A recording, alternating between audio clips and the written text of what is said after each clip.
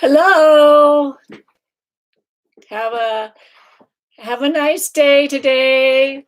It's a nice, easy day here. The weather's gorgeous. Good day for knitting. Let me see. I got my computer. There we go. That's better. Okay. So I actually use my computer to do this. I have a big screen. I like the big screen computers because then I can put multiple documents up at the same time and edit them all at the same time. So hello, everyone. It's good to see you. I've been working on lesson 2 of the Starry Starry Night knit along all morning, and I have it all finished. My husband is editing it right now, and I think you're going to like it. I have 2 extra stitch patterns that I put in there, and I tell you how to choose your own stitch pattern if you want. You can plug anything in. I just give you a couple of examples of different types of patterns. And here's the progress on mine so far. I have about 2 more rows, and I'm going to be ready to start the heel gussets. So these are the sides here. So this would be the front and the back. So if you open it up like this is the side going down the side of the leg. I think it looks pretty cool. I can't wait to start the second one because I'm going to use reverse colorways, and you do not have to do that. That's just how I like to do it because I don't see any point in doing the same thing twice. So it'll be green, the leaves will be green, and then the background will be the yellow. I think it'll be really pretty. I'm very much looking forward to it. So let's see who's on here. Let's see, we've got Jerry, Wall Raven, Kelly, my cat, Rona Shane, and Deborah Henson, Millil Doll, Fatima, Renee, Francoise, hello Francoise, Sylvia, Carol Corcoran, Adriana, Joanne Young, Pam Malloy, Elise Deschines, Carol Brasino, Chantel, Elaine, Sue, Amy, Mickey, now, and Bonnie. Hello, Bonnie. Elise is on there again. Linda, Karen, Anna, Susan, Frank, Samantha, Eric, Scott. Hello, Scott. Sandra Morin. Hi, Sandra. Diana. Hello, Diana. Bart. And more people. Anne. Hello, Anne from France. Tanya, Jill, Sung Pak, Kathy Adkins, bunches of people. Now, I saw a question on here. Carol Corcoran, she says, question, I followed instruction for the button band and watched the video. My band at bottom where it meets the ribbing, well, it curls in, not straight. Could it be from cable I brought down? Any ideas? Carol, can you put a picture of it in our Ravelry group so I can take a look? It'd be easier for me to give you an idea there. I'd be more than happy to help you. So go ahead and do that. You know, it's Knitting with Suzanne Bryan on Ravelry. Let's see, any more questions? Now, remember, if you want to ask me a question in the live stream, just go ahead and put question at the beginning of your comment in big capital letters. It's easier for me to see it. And what's cool about doing these socks is that if you haven't done stranded work before, and if you might possibly be thinking about doing stranded work on your yoke sweater that's coming up next, this gives you an opportunity to practice doing stranded work and seeing whether you like it or not. To me, well, Mary must be having a birthday. Happy birthday, Mary. 67. Yay. Good age. Great age. Happy birthday. And anyway, you can find out whether you like stranded knitting or not. A lot of people, once they get the hang of it and get the flow of it, become addicted to it. It is very, very fun. Now, I'm going to be addressing, I have over on this side of my screen, the questions from Ravelry, so I'll be addressing those. One of them was about holding the yarns in your left hand. And let me show you, there's different ways, and I can give you a quick little demo. So I've got some blue yarn and some white yarn, and let's pretend that I'm knitting. I have a needle. So I would hold my yarns. You can either hold them like this and just separate them on one finger so that when you go to knit, you can pick which one you want to knit with. Or you can put one on one finger and one on the other finger, like this. And I put the one to the left that's going to be dominant. So this would be my dominant color. This would be my non-dominant. Now in the pattern, I realize that it might be confusing about what because I have main color and contrast color. It really ought to be, there's two colors. And then the main color one time is used as the dominant color if you want to reverse it. But the pattern, the dots in the chart are shown with the contrast color as the dots. But that contrast color would be your dominant color. It's the forward. I like to think of whatever's creating the design is the dominant color. So if you want to work these with your dark color, making the snowflakes, you would call that, the dark would be your dominant color. If you want the dark background with white stars or snowflakes, then your white would be your dominant color. So it's not about main color and contrast. It's which part of the pattern do you want to be pronounced. So in your left hand, you can hold one on one like that, one finger and one finger on the other. So try both ways. Now I tried that a lot because I'm a continental knitter. I really wanted to have, but I could not keep the tension the same on each because let's say I use 5 stitches of this and then only 2 of this. Well, a lot of this pulls through. It happens to pull this through because they're sort of together. So you start losing your tension on this. That's when I went to holding one color in each hand. And that way I can control my tension better. So you can also hold 2 colors in this hand and you can put them over. This is my right hand. You can separate them on your finger like this. It's not very separated, is it? You can put them like this so they're separated. So this would be your dominant color, non-dominant. Or you can do the same thing as you can put one over each finger. And what I do in this case is I use this finger. I have them separated. So my finger goes between them, see? I'm holding them in my right hand. My first finger is going between the 2 colors. So if I want to knit with the white, I put it over like that. If I want to knit with the blue, I put it over like that. Then if I want to knit with the white and the blue, do you see how I'm doing that? So I just pick whichever color I want to work with. It's not so easy to do that in this hand. In the left hand, it's not easy to do that. So my main way that I knit is continental knitting, but I taught myself how to throw just specifically for stranded knitting. And I had to practice it quite a bit until I got an even tension going.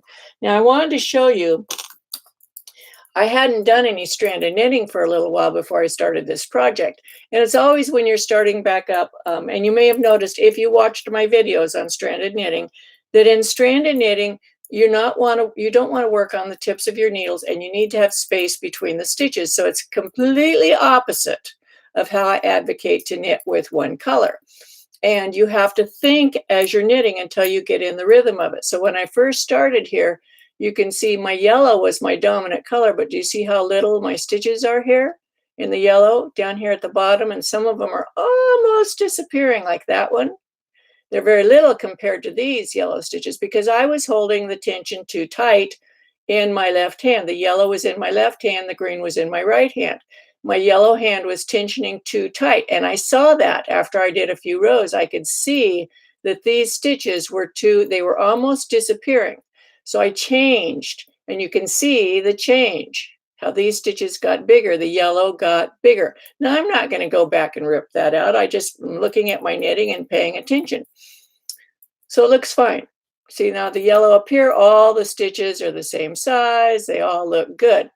Another thing you want to watch out for in stranded knitting, especially when you have places like this where you have blocks, it's really easy because you're going over 2 stitches 2 times, 2 consecutive rows, it's really easy to get the floats too tight and you get puckers on these. So you want to watch out for that too. A little bit of puckering will block out, but when you're doing your swatch and then you go to block it before you continue knitting your sock, if you notice you're getting puckering, that is not good.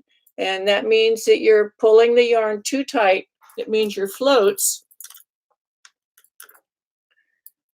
here's the floats over those squares, that these floats, like the yellow float, would be too tight. And then what it does is it constricts the green stitches on the front and makes a pucker. So those are just things to be aware of. And all of that is in lesson 2 that's going to come out on Tuesday. I have a lot of written instructions in there and pictures and different things. I also talk about the bleeding of the yarn a little bit more, and stranding and floats and when to catch floats and all that kind of stuff. So let's see, let me go down here. On my screen, the comments cover your hands. Uh-oh, do I need to hold my hands up higher? So there's comments down here. I need to hold my hands up higher. Okay, I need to be aware of that. Oh, there is a Norwegian knitting thimble. Let me show you mine. Kathy mentioned that. I have actually 2 knitting thimbles, and let me show them to you. I actually like them more for double knitting than I do stranded knitting. So this is the one that you'll see. It's a metal one.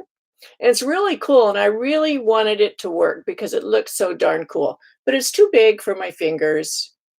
It's just too big. I need it to be up here on this part of my finger. And see, it's too big. It's made for people with bigger fingers. I can't knit with the yarn way back here on my finger. It's just too far back. I need it to be up here. But if you like yours up there, back there, that's fine. Or if you have bigger fingers, it's fine. But you can put one strand in here and one in here, and it keeps them separated. This one I really like. It's cheap, inexpensive, and it wears out after a while, but it fits my finger. And it's the little plastic one, and it has this little clip, and you could put the yarns in there. You don't even need to really clip it. Eventually that'll wear off, that'll break right there from opening it and closing it. As long as you have your yarns between the teeth there, it works really good. I use this for double knitting because the thing about double knitting is you're always using the exact same amount of yarn of each color, exactly the same all the time. With stranded knitting, you might knit 5 stitches with one color, 1 stitch, then 3 and 2. And even with this method, it does not work for me because when I hold the yarn in my hand, the 2 yarns, when I'm tinching them, I have them going like this. They're together here, you see. And even if I hold them in this hand, they're still together. And when one yarn pulls through, it tends to pull the other with it, see? Because they grip each other. And so then you end up with your tension being loose. I really don't have a problem with maintaining which yarn is right and left. My problem is the tension coming through. So that's why I put one ball. I put the right ball on my right side, the left ball on my left side, literally on either side of my body. And I hold one yarn in each hand. And then I can tension the yarns separately, and I have much better control that way. Now, if you don't tension your yarn over your little finger and you do it a different way, maybe it works for you. It's something for everybody. So you need to try. That's why in the videos that I show multiple ways of holding the yarns, even just picking up the color as you need it is okay. Any of those methods are just fine. Okay, let me go back up here.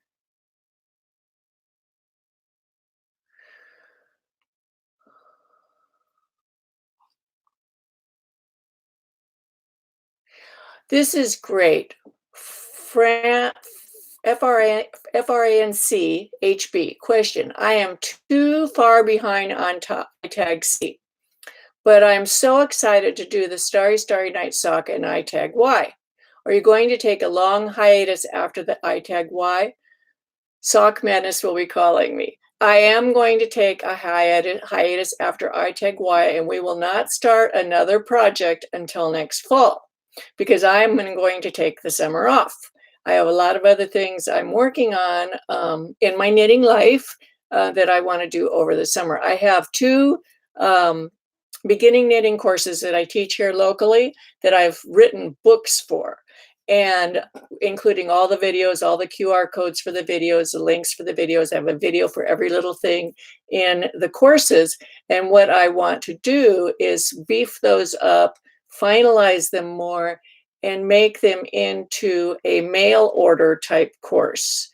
So I'm going to spend the summer doing that, and I'm looking forward to it. I think it'll be really good.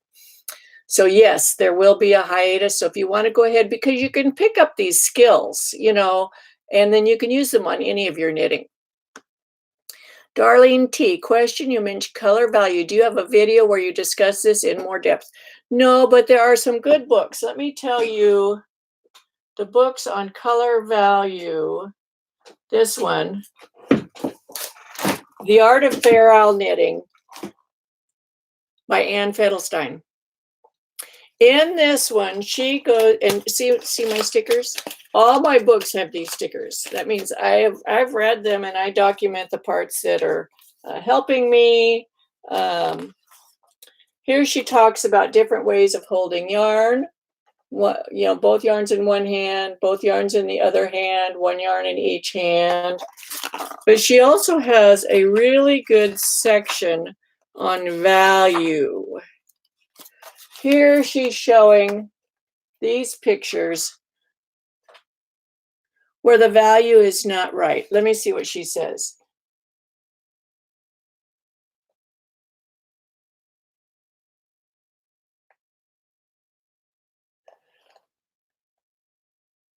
Okay, so she shows here that the dark color is being held to the left. And she says the dark yellow color shows up more. Here, the light color is being held to the left and the light color shows up more. Here, someone changed back and forth. So that was inconsistent. So you get, I really think these photos are switched. These two photos, actually this photo and this photo are switched. This photo should be up here. The dark color is dominant here. No, I don't know. They're not in the right order, because this one looks more like the person switched back and forth. You can see how the dark changes and the light changes. So they didn't hold their yarns consistently. This one's probably the dark color being held forward to the left, and this is the light yarn being held to the left. I wonder if there's a red. I'll have to look. But she has a whole section in here on color value. This is a great book. I even underline, see? I underline in my books. Oops. I actually study my books. Okay, so here she's talking about colors. And then she goes into value. And she shows, so here is a strip. And this is in shades of gray. Then she has some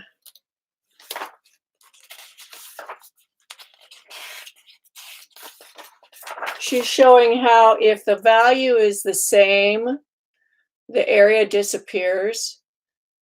See here, the values are spread out. The background goes from light to dark. The foreground stays pretty much the same. So on this one, the background is changing. The foreground does change color. This is a different color than this, but it's about the same value. Here, the background and the foreground both change, but they're both changed from dark to both light. And that doesn't look very good. It really looks better. This is in Fair Isle knitting. And this one, you can't see the design at all because the values are all the same. So it just looks like mud, even though, and it's the same design as this over here. Even though there's completely different colors in there, your eye cannot see the difference in the value and makes it look like mud. So that's Fair Isle knitting. You know, and we're doing stranded, which means that we just want two values. We want the values to be far apart.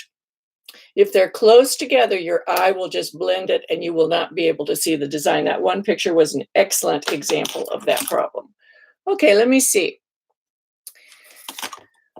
Sue M., when is registration for Starry Nights knit along? It's already started, and if you just purchase the pattern, you're part of the knit along. And then over in my Ravelry group, we have conversation about it, or in the live streams like this. So there's nothing special, doesn't cost anything extra for anybody who's purchased the pattern. I'm sending them out the knit along materials, and the pre-knit along and lesson 1 already went out, and it'll go out every Tuesday. So lesson 1 was choosing your yarn and how to color test it for fastness and what types of yarn are good for socks. Lesson 2 is getting started with actually knitting, doing your gauge swatch, learning how to catch floats, when you should catch floats, and measuring gauge, measuring your foot, how to determine whether the sock fits your foot, and all that kind of stuff. And then you actually start knitting the leg of the sock. Lesson 3 will be the gusset. So that we'll be talking about. And lesson 4 is the foot. Lesson 5 is the toe. And they'll come out once a week. The pattern is $6.50. You can buy it on Ravelry. So anybody that owns the pattern through Ravelry will just automatically get the updates. Oh, Dimitri says that they're flowers. Yeah, they can be whatever you want them to be. This is Jill Hazard. She says, as a forever newbie knitter started learning in 2011, I'm always apprehensive about learning new things. I watched your videos and I'm just learning stranded knitting. I'm intimidated by socks and gloves. Well, just jump in. It's not, they're not going to bite you. The worst thing that can happen is you have to rip them out. And that's no big deal. That means you get to use your yarn again. It extends the value of your yarn. So let's say I've told this story before. I tell it all the time. Let's say you decide to go to the movies, right? So you're going to pay the admission to get into the movie theater, and probably you're going to buy some snacks. And then you go in and you watch the movie, you eat the snacks, and then you leave. And you probably spent anywhere from $5 or $6 to $15 or $20, depending on how much it costs to go and how much the snacks are. And you have absolutely nothing left to show, except for your memory of the movie and maybe some popcorn in your teeth or something. So when you buy $20 worth of yarn, you get hours and hours of entertainment value. Let's say it takes you 20 hours to knit a pair of socks from a $20 hank of yarn. That's $1 an hour entertainment value, just for the entertainment. Then when you're done, you actually have a pair of socks. That's like the bonus. So when people say, how can you spend $20 on a pair of socks? You're not spending $20 on a pair of socks. You're spending $20 on your entertainment. Isn't it entertaining to knit? Don't you love it? Doesn't it make you feel good? Just like reading a book or going to the movies or going out to dinner, it's an entertainment. And if you think of the investment like that, rather than you just spent $20 or $30 or $40 or $50 or whatever on yarn, but how many hours of it? And if you don't get to knit with it quite yet, you can look at it and touch it. And that's entertaining. I love that. It's inspirational to me to see my yarn. I love my yarn. Okay. Okay. Adriana, question. Is the yarn in the left hand dominant because you're mainly a continental knitter? With the yarn, no, it's not. It's because the yarn that's held to the left comes below, sits below. So if you look at the strands on the back of the work, this is what tells you. And I don't know if you'll be able to see this here. Okay, so my yellow is my dominant color. Here is the yellow yarn. It sits on top of where the green strand goes across. Do you see the green strand here? And the yellow is on top. The yellow is on the bottom, the green is on the top. And what happens, that makes the yellow stitch start slightly lower in the fabric because the green comes over it. Okay, so the bottom of the yellow stitch sits slightly, just minuscule. You can hardly even see it, but it's enough that your eye can see it. The yellow stitch is going to sit slightly lower in the fabric. I can't magnify this for you to see it. You can see that yellow stitch right there. See that it's lower than the green on either side. Can you see that? And that's what makes it appear larger. Okay, let's see. I'm going to go back up to the top and scroll through and look for questions. And I still have the ones from Ravelry to answer too. I love stranded knitting. And once you get, it's the point of getting comfortable in how you're holding it and the tension. Once you get that, I'm looking for capital words question. That's Carol. I got that one. Excuse me.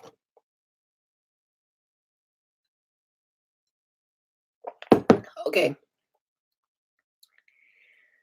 Let's see.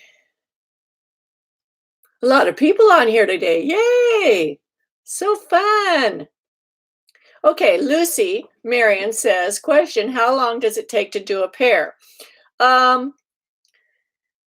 probably spent maybe 3 or 4 hours on this.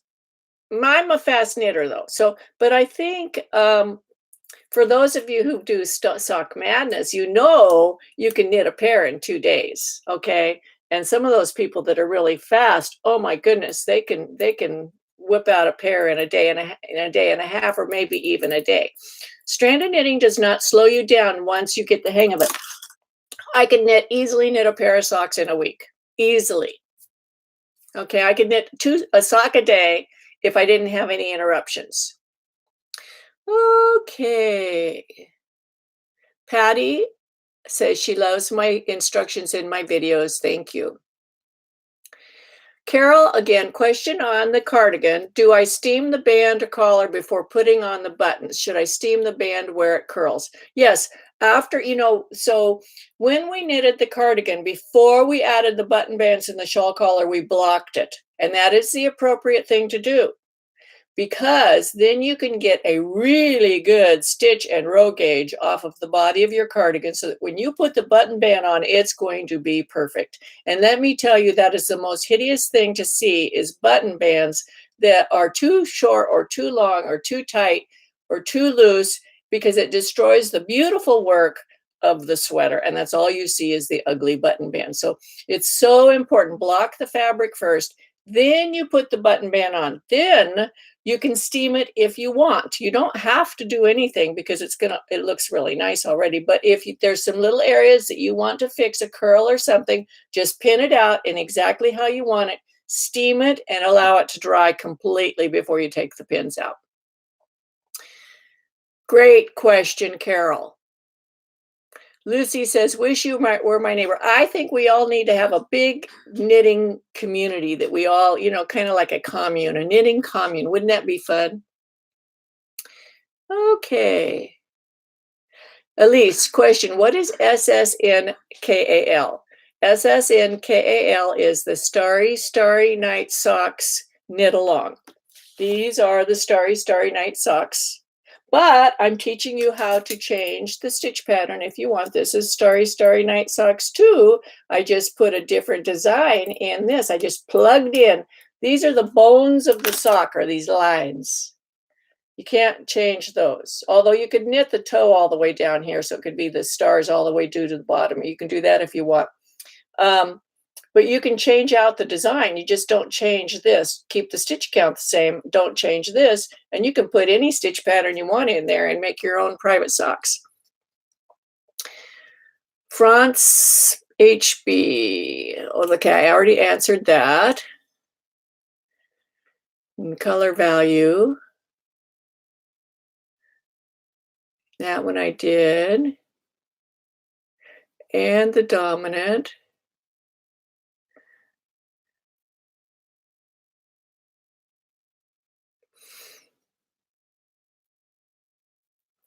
Oh, we just jumped up.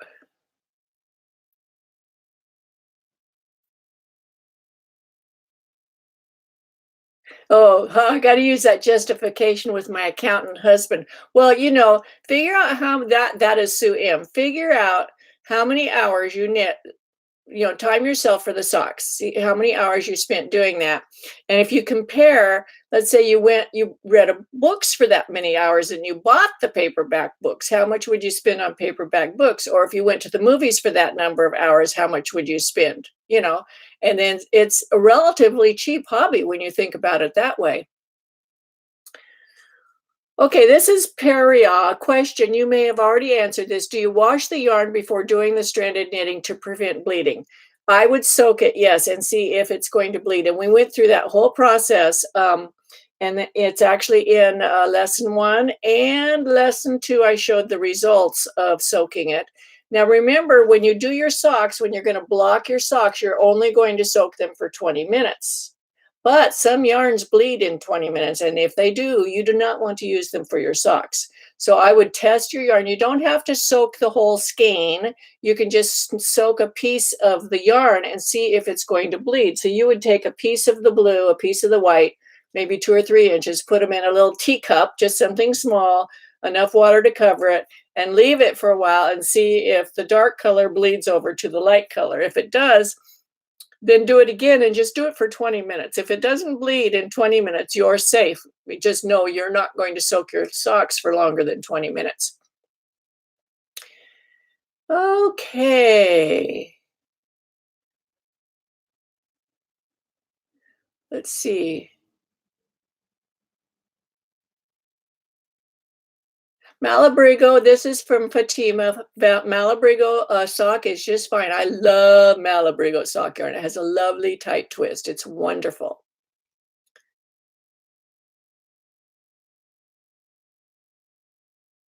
This is Jill Hazard. She says that she finds knitting fantastic therapy for her ADHD. And I probably have ADHD too. And knitting keeps me focused. It brings my mind. I love it because it takes all the things that are happening in the world and it comes right down here and it removes all that stuff. And I just focus down on my knitting. And I'm one of those people, I actually watch myself knit. Even though I could knit in the dark easily. I could probably knit a whole pair of socks in the dark, but I like to watch what's happening. It's therapeutic to me. It's a zen thing for my brain. And I just watch what my hands are doing, and the repetitive motion makes me feel very calm. And I like that. It's very good for your brain. Oh yeah, don't forget giving me thumbs up. Okay, Anita says she's never done stranded knitting, can't wait to try it. And this is a great opportunity to try it because I'm giving you all the little tips and tricks about doing stranded knitting. Okay, Mira Schneer, question. If you cast on mirror backward left-handed, does that achieve the same thing as the purl cast on? Yes, it does. And it's perfectly okay to do that. Yep. What you want is on the very top, on the cast on row, you want it to the purl bumps to be forward. That's what you want because it makes that really pretty little curled edge. It almost looks like an I-cord edge, okay? And I use the cast on one way or the other purposely. I don't just cast on and knit. This is from Judith. No, let's see. I missed some questions up here. I got to go back on. Okay. Denise Neeson, question. Could you do a video on how to wind and make a mini skein? It has to be a way where you don't use a large swift. There is. You can use a nitty knotty or anything big. This could be a nitty knotty. Whoops. I made a mess. This could be a nitty knotty. Anything big could be a nitty knotty, and you can wind yarn around it. It's pretty time consuming though, but you can do it, or just wind in a ball. I wind in balls a lot. These are my balls, and I do that a lot.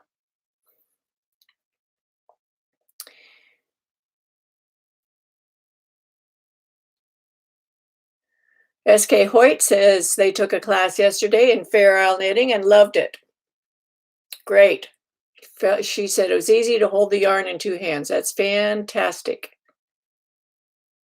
Now, Atrinka, RAC says, Fatima, Malabrigo fingering weight doesn't have nylon, but it is superwash. I don't care whether the yarns have nylon in them or not, and, I think that's a misconception. It's not wrong to have nylon in it, it's perfectly okay to have nylon in it, but sock yarn doesn't have to have nylon in it. What keeps your socks from wearing out is tight twist in the yarn. It's 3 or more ply, 2 ply is flat, and when you walk on flat stitches, they're going to wear out faster, okay? 3 ply is always makes a round yarn, or 4 ply or more always makes a round yarn, so there's more to walk on before it wears through the yarn. So the ply is super important. The twist, you want a tight twist. You want the yarn to have a really tight twist, not loose. You want it tight, not loose, okay? If it's loose, it will wear out faster. Then the last thing is your stitch gauge. You want to have small stitches, as small as practical. The smaller the stitches, the longer your socks will wear. When I worked, which I've been retired almost 6 years, yay, I love retirement. I can knit all the time. When I worked 12-hour shifts. I was a physician's assistant. I worked in emergency room settings. I was on my feet all day long for those 12 hours, 3 or 4 days a week. I often worked extra shifts. And I wore my hand knitted socks every single day because it was always freezing at work. I have never worn a pair out, never, not even once. And for 9 years, I wore my socks every single day. And rarely do I look for specifically nylon. I love Malabrigo sock yarn. It's a wonderful sock yarn. I like, there's lots of sock yarns that don't have any nylon in them, and they're just fine. That merino cashmere nylon blend is also lovely. The cashmere is just 10%. It's really soft. Okay, hello from Finland.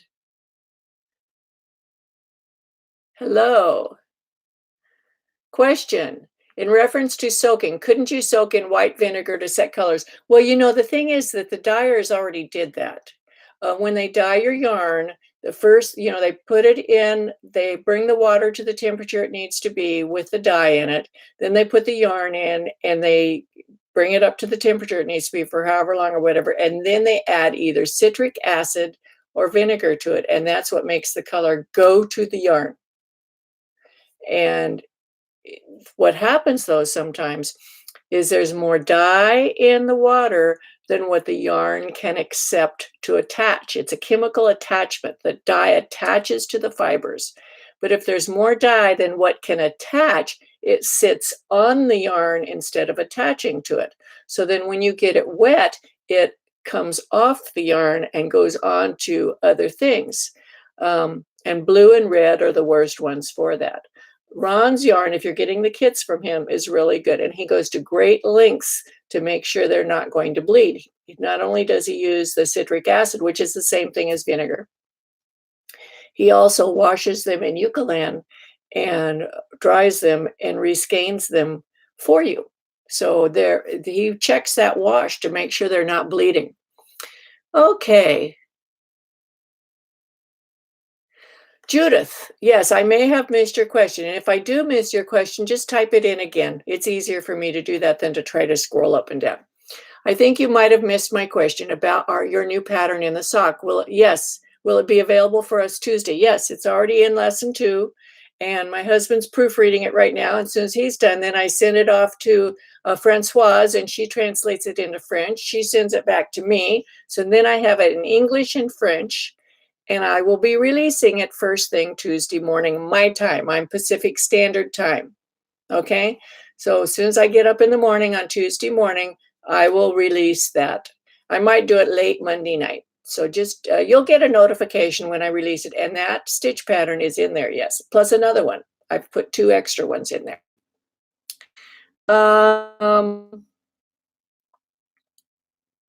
So G. Fixler, I've done a bit of stranded knitting now. However, even though I constantly stretch out the floats, I still seem to get puckering in tight areas. That means you need to stretch them further. It seems like you're stretching them too far, but it's really hard to get them too loose. It's super easy to get them too tight.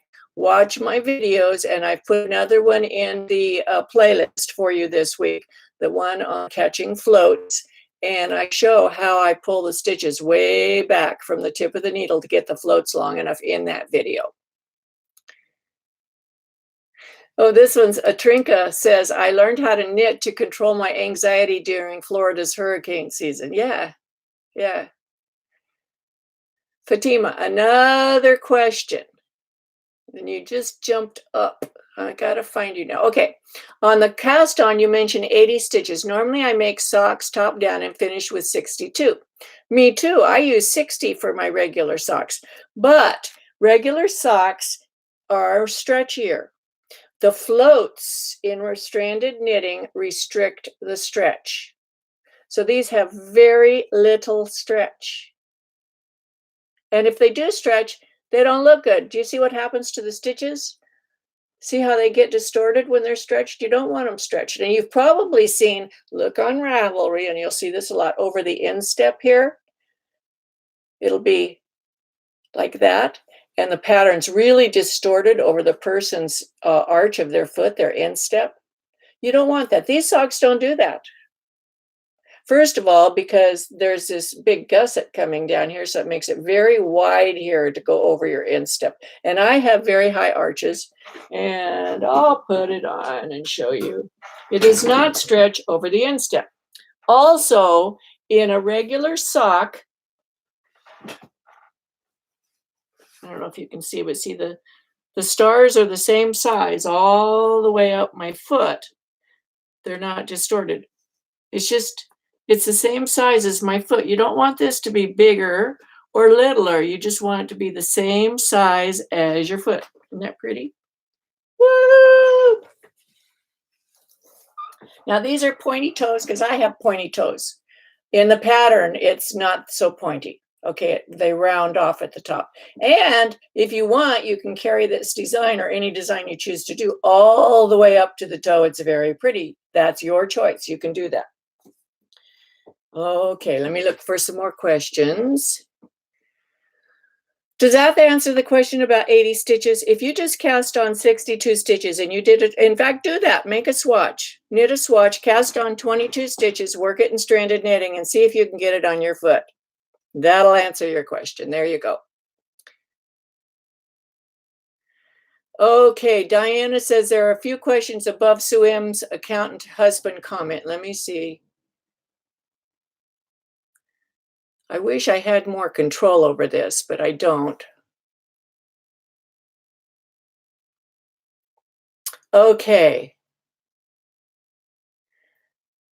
Question, is a sock for beginners? If you've never knit a sock before, I don't know. They're not really beginner socks. And these are not the standard construction of a sock, so you really wouldn't learn how to knit socks with this pattern, but you would learn how to knit this. Now, it depends on how you think of yourself as a beginner. You know, I've met people who've been knitting for 20 years and they think they're a beginner. So, and then I've met other people, like I met Libby Shorts yesterday in person. She's only been knitting for 2 years and she knits beautiful. Oh my goodness. I tell people like that, I say, you've been a knitter your whole life. You just never got to try it. But you've always been a knitter. Okay, let me see. I'm looking for how to join yarn at the beginning of a row for contrast cuff, heel, and toe. I don't have a video on that, Bonnie. I'm sorry. Elise says, question, what is the title of the book? Is that the one that I'm going to be doing? This, which book? Tell me which book you want to know the title of. I don't know. Question, will your new sock pattern? Yes, the new sock pattern will be in the release on Tuesday. I'm going to continue doing live streams all year round. So they're not going to stop. But I'm not going to be putting out a knit along over the summer because I want to focus on redoing my other materials.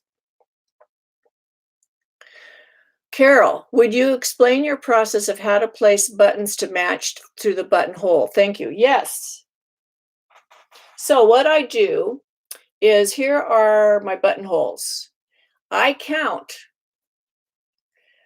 the ribs. Okay, so there's 1, 2 ribs, then a buttonhole, and then I count the ribs to the next buttonhole. And I also put a little pin here, a little removable stitch marker, but I count the and I'm really anal about this, but it works really good. I have the exact same number of ribs on this side as I do. So this is the 2 fronts of my sweater, okay? There's the exact same number of ribs. And in the pickup, when we were talking about that in the knit along, I told you to count to see if you have the same number. Remember? That's why. Because then when you go to place your buttonholes, you can match them rib for rib up the front.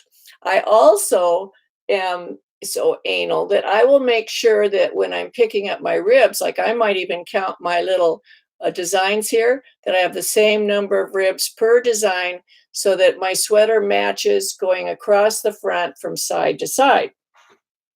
Now, for a design that goes down like this, that's not so important. But if you had stripes or a design coming across this or a change in stitch pattern, there's nothing more annoying than them not matching up across the front pickup, being like this or like this. Now, look for those on Ravelry. You'll see them all over the place, where there's one stitch pattern that comes down here and then it changes and it's got a button band and it goes like this. They don't match.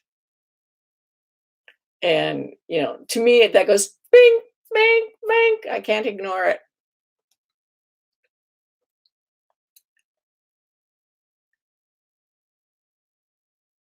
Oh, Suzanne, for the this, she's saying put Scotch tape in it, make it fit my finger. Okay. Okay, so Carol, so I have answered all those questions.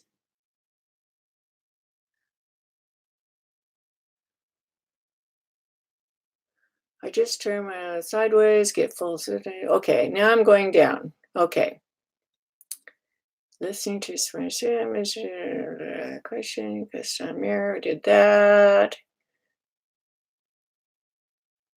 I haven't even gotten to the other questions yet.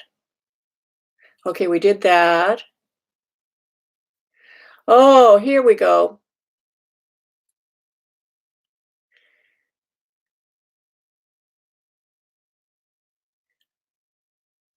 Okay, Bart Sexton. Question, I'm new at this, so when you block something and you later wash it and dry it, what keeps it from going back like it was before blocking? Well, I keep my schematics for my sweaters. And if you watch my videos on how to block a sweater, I do it from the schematic. So that when I wash it, I get my schematic back out and I put my blocking boards out and I put my pins in to what the size I want it to be. And then I lay it out to that size. And I do that every time I wash it. It's just like blocking it. It's reblocking. Okay, Aline's Crafts. Question, do you have any tips for avoiding holes when working thumbs on stranded mittens? I do have a video on avoiding holes. It's called Perfect Thumb Gussets, knitting, working thumb gussets or something. I don't know what it's called, but it's about thumb gussets. And I show how to avoid the holes right here. Now, it's just in one color, but you can use the same concept for 2 colors. And then this is Claudio. He says, question, did we talk about changing the size of the charts? Now, yeah, I'm not sure what you mean by size, like whether you want to increase the chart size so it's bigger or if you want to make the chart wider. So I'm going to assume that you want to increase the number of stitches. So this is called an all over stitch pattern. And I discussed that in lesson 2 that's coming out on Tuesday. This is an all over stitch pattern, so it's really easy to just add more stitches out here. You just continue in the pattern and you can see what it's supposed to look like. Okay, so an all over stitch pattern, it's very easy to widen the chart and get more stitches. So if you need more stitches, I also taught lesson 2 is all about getting the sock to fit you. So I talk about all of this in there. If it's the little stitch pattern that I'm using for this sock, this is not an all over stitch pattern. So this particular stitch pattern, the only recourse you have is to use a needle that's smaller or larger to change the size, or yarn that is smaller or larger, and an appropriate size needle to change the size of the sock. So that's another alternative, is even using, let's say that this is way too little for you. You might try sport weight sock with like a 3 needle, a 2 or 3, and work the same design, and it would probably work just fine. But in this design, because the design is an all over pattern, you can add more. Now, to keep these lines going and to keep this in pattern, but it would be wider if you have more stitches, you can add or subtract multiples of 8. So right now it's 80. So you could do 88, you could do 96, you could do 72, 64, multiples of 8. So one way to change the size of something is to change the stitch count. And if there's a big difference between this size and what you want it to be, that is the best thing to do for socks, because you don't want them to wear out. If you just go up to a big, way bigger needle and use this little yarn still, that puts too much space between the stitches. The stitches are too big and it will wear out really quickly. And after you do this much work to knit a sock, you don't want it to wear out really quickly. So the alternative is to add stitches. And I think that's what Claudia was talking about, is widening this so that there are more stitches. It's not hard to do. And I tell how to do it in lessons 2. Okay. Vanita Tile says she uses a straight bobby pin as my nitty knotty. You can use anything. Yes, you could even use an ink pin. You can use anything. It doesn't have to be a commercial nitty knotty.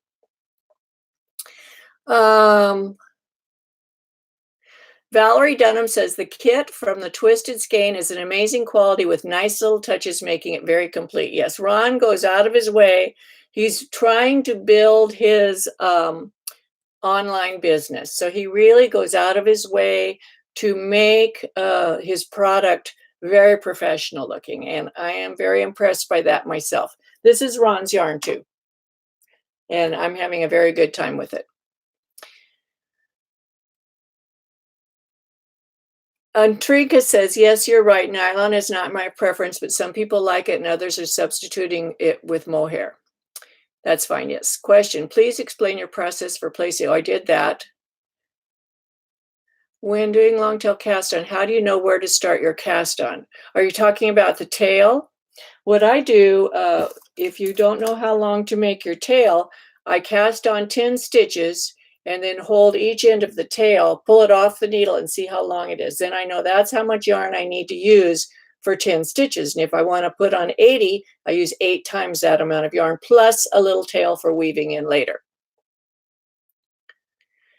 Okay.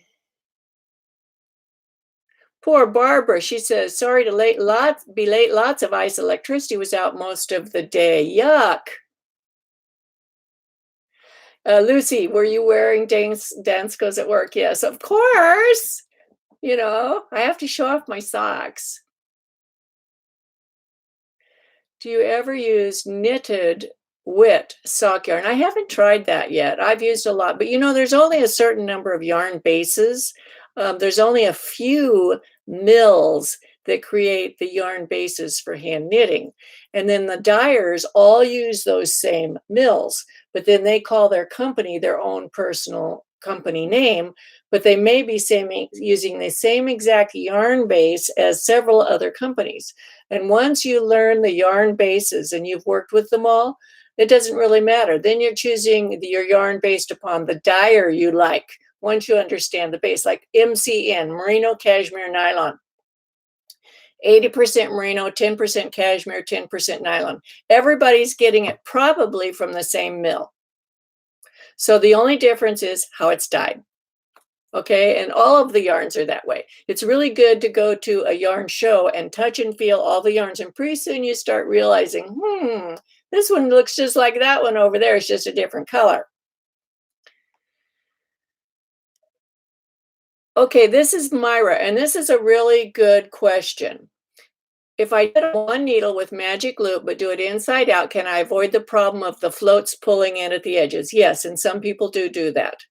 So a lot of people, one of the ways to avoid the floats from crimping at the edges, which is would crimp right here. See, mine are not crimped. They lay out perfectly flat, but a lot of people, and in one of the videos, I show what a crimped edge looks like.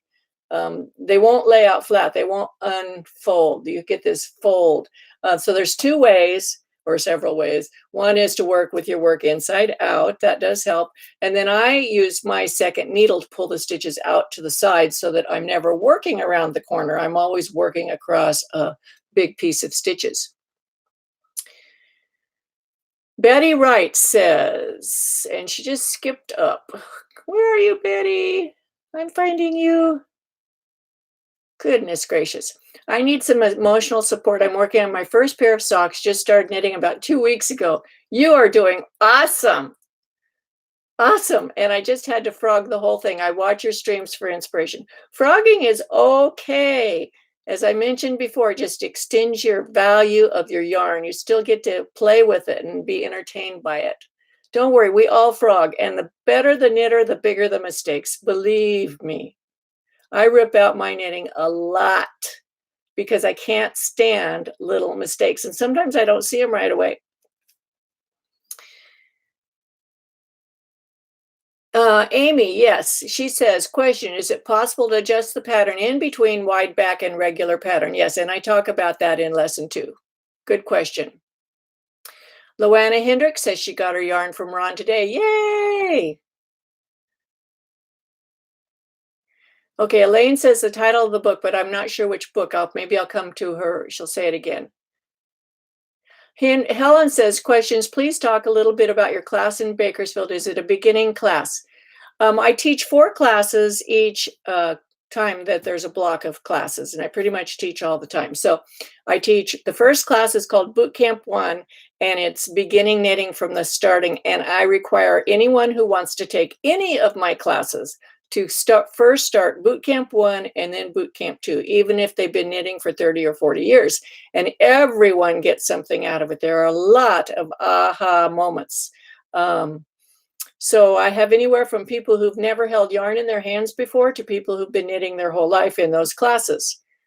Yes, it's beginning knitting. Boot Camp 1, Boot Camp 2. They're each a 10-week course. I charge $100 for the class, $175 for each class. It's 10 weeks, 2 hours once a week. So it's 20 hours of education for $175. Plus you get my book that I wrote with it and all the videos. Okay, and anybody that wants to come take my classes, they can. Barbara says, oh my, I almost took a screenshot of your foot in that sock. That's so funny. Okay, Nancy Creedmoor, Ann Feitelson, The Art of Fair Isle Knitting, History, Technique, Color, and Patterns is a great book. If you like stranded knitting, it is an absolute must to have in your library. If you could only have 2 stranded knitting books, it would be Ann Feitelson's book and Alice Starmore's Fair Isle Knitting. Between those 2 books, you'd learn all about color work and all about Fair Isle knitting, which you can extend any of that information to stranded knitting. Question, how to tell if you have a wide calf or a normal calf? I tell that in lesson 2. You're going to try on your swatch and see how it fits your calf, and then you will know. Carol Corcoran, please explain your process. Oh, I did that. Found my stocks are not comfortable. I'm walking on sand. If that is happening to you, your stitches are too big. You need to make smaller stitches. You're feeling all of the purl bumps. Also, I have a friend, Ruth, who's not on here today. I'm kind of missing her. Maybe her power's out. She's in Missouri and they're having horrible weather. Hopefully her power's out. It's cold, but her husband doesn't like those little purl bumps. So when she knits socks for her husband, she knits the sole with the purl side on the right side and the knit side on the wrong side so that it's just all knits against the bottom of his foot. So you might try that too. Okay, Carol, question, using 2 circulars versus DPNs, must the 2 circulars be the same brand?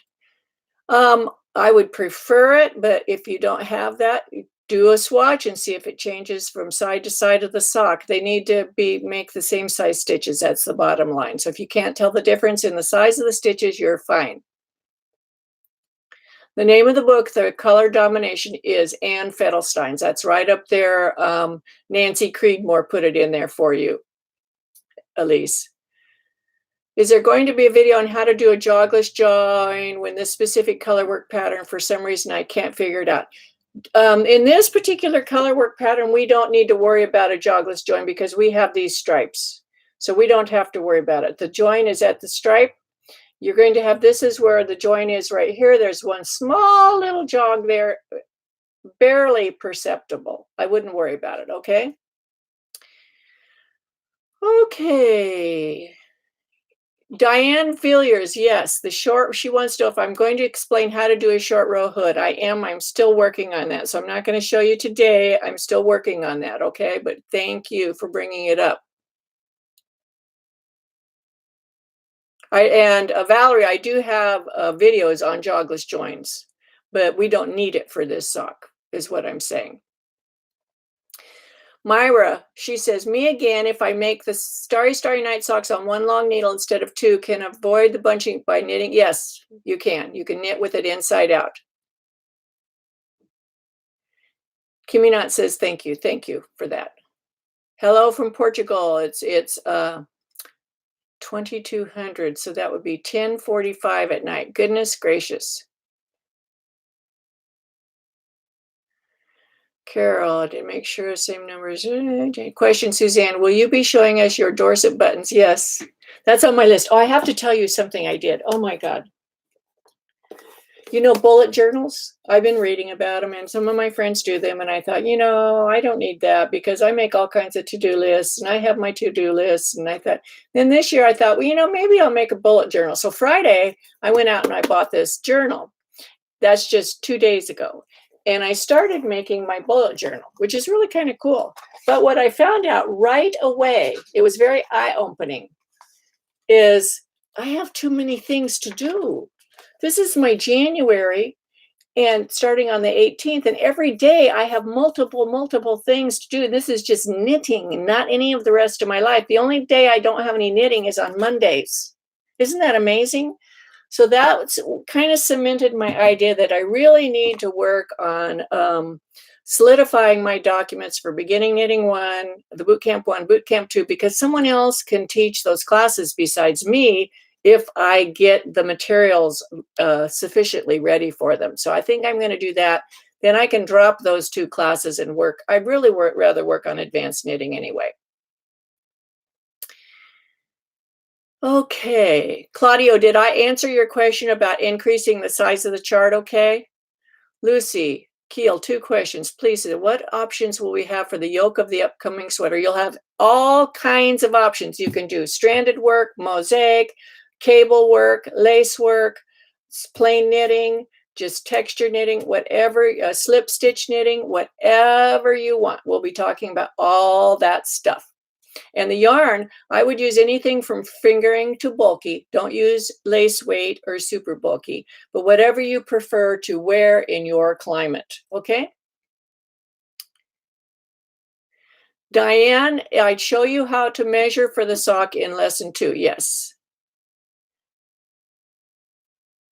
Oh, it just jumped up again. I haven't even gotten to the Ravelry questions yet.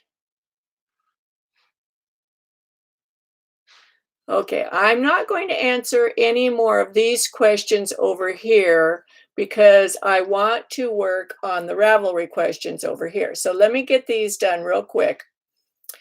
So Crispy Quilts wants to know about measuring a sweater. Let's say you have a grandchild that lives, you know, several states away from you and you want to knit something that fits. If you know the size of the garment that they wear, you can either buy one of those garments and measure it, or you can just go to the store, you know, go into the dressing room, lay it out and measure it. Take a picture of it with your phone, document your measurements. And I am going to make a video on how to do that, where to measure it and what to know. So I will be doing that, okay? And then she also wanted to know about the measurements on the Starry Starry Night sock. Last time I gave the measurements, and my foot, so this is measuring almost 4 inches. So this is about 8 inches circumference on the outside of this sock. My foot in this part measures 8.5 inches. So this is slightly smaller, very slightly smaller than my foot. The length of my foot is 9.5 inches. And the length doesn't really matter because that you can adjust as you're knitting. Okay, but this sock, let me see how long this sock is. My foot is 9.5 inches. The sock is 10 inches. So what happens is when I put it on my foot and my foot expands it this way, it shortens it. In fact, you can see that happening. See how it pulls it down a little bit? So those are the measurements of my foot. She wanted to know that. And then I answered that question already. This is from Ann. She wants to no, maybe it's too late for the sunning streaming in case again. When you knit brioche in two colors, there's one thread in the front and one either in the front or in the back. How do you weave the ends in? I pull it through to the back side and then weave it in. And I weave it in just like I weave in for ribbing. And I have a video on weaving in, ends for ribbing. This is from L. Keel, and I think that's the same person over here that just asked about the options for the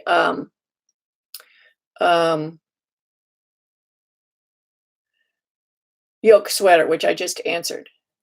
And this is from T.T. Shar. I'm working on the swatch for Starry Starry Night socks. I always hold my yarn in the left hand, continental style, and following your suggestions. So she's having the problem with one yarn getting the tension not staying the same. And I addressed that at the beginning of this video. So we're good to go on that. Yay, I can close that document. Okay, back over to here. Anne says it's midnight. Where she is, that's in France. Oh my goodness, she's already in Monday. Kelly, a goof way to do long tail cast on is to tie two balls together. Yes, you can do that. And that's a foolproof method. Tie two balls together, just cast on and then break one. I've seen the video. Thank you very much. Happy Sunday, everyone. Okay, we're good. We've got an hour and 6 minutes going. I think I've answered everyone's questions. Susan Powell says it's 9:36 a.m. in Adelaide, South Australia. So we have people on here from all over the world, and it's hard to pick a time that's perfect for everybody, but I do this 2 o'clock Pacific time, p.m. Pacific time on every Sunday. And on Wednesday, I do 12 o'clock Pacific time every Wednesday. Feel free to join me. I will answer your questions. If you want to submit them in advance, you can do that on my Ravelry group. It's called Knitting with Suzanne Bryan. Also, feel free to share this with your friends, invite them to join us. Join in on the Starry Starry Night knit along. I think you'll learn a lot. It's a lot of fun. I can't wait to get lesson 2 out to you. I think you're going to like it. And I'm going to let you go and get my document sent to Francoise so she can translate it. So take care. Happy knitting.